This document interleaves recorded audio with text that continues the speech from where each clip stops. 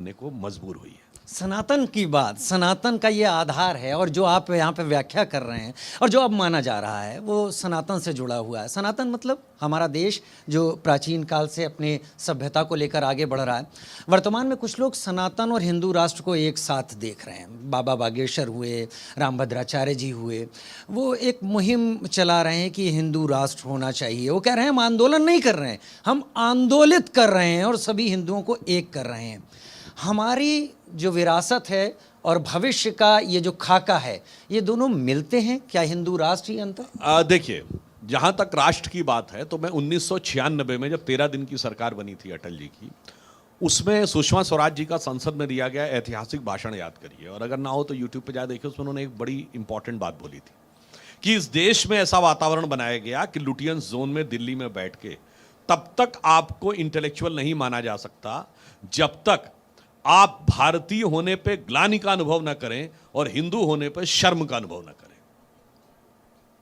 अब वहां से परिस्थिति में बदलाव, और मैं इसलिए यह बताना चाहता हूं कि हम विश्व की एकमात्र ऐसी सभ्यता है, एकमात्र ऐसा देश है जो अपने लिखे इतिहास को प्रामाणिक नहीं मानता। दुनिया में कोई देश दिखाइए, कोई ब्रिटिशर कहे कि नहीं नहीं मेरा लिखा इतिहास प्रामाणिक, जो फ्रेंच ने लिखा, कहेगा फ्रेंच कौन होता मेरे बारे में बोलने वाला। कोई फ्रेंच कहे कि जर्मन का, कहता जर्मन कौन होता मेरे बारे में बोलने वाला। हिंदुस्तान में विदेशी ही जो लिखेगा वो प्रामाणिक माना जाएगा। और चलिए विदेशियों की आप बात करें, बहुत से विदेशियों ने क्या क्या शानदार भारत के बारे में लिखा है। मैगस्थनीज 4th सेंचुरी में आया, उसने लिखा भारत में किसी प्रकार का कोई भेदभाव नहीं है और यूनान के समाज के समान कोई ऐसा वर्ग नहीं है जिसका शोषण किया जाता हो।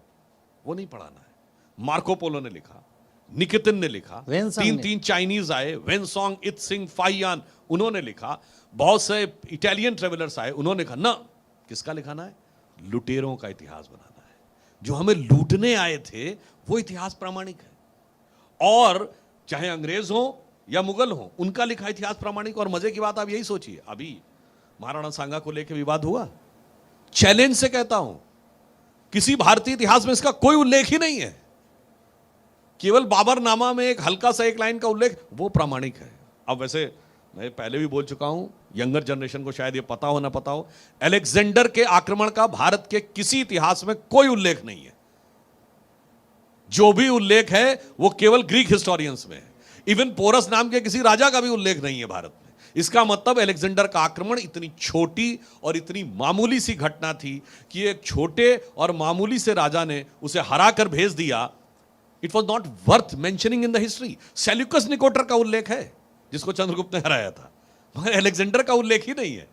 और आप ये सोचिए, इसके बावजूद अब जो लोग ये भी मानते हैं अलेक्जेंडर जीता था, तो ये तो मानते हैं ना राजा नंद की सेना के बारे में पता लगा तो वो भाग गया। हम तो मानते हैं हार के भागा। जो उसको जीता हुआ मानते हो कहते हैं सेना के नाम डर के भागा। तो कहावत क्या होनी चाहिए? जो भागा वही सिकंदर। और कहावत क्या है? जो जीता वही सिकंदर। ये जो मानसिकता बना के रखी गई है भारतीय समाज में, इस मानसिकता से धीरे धीरे बाहर आने की बात है, और इसमें कोई अन्य दूसरी कोई ऐसी बात नहीं। यानी ये जो कहानियां रची गई, ये जो कहानियां रची गई, इसी के बल पर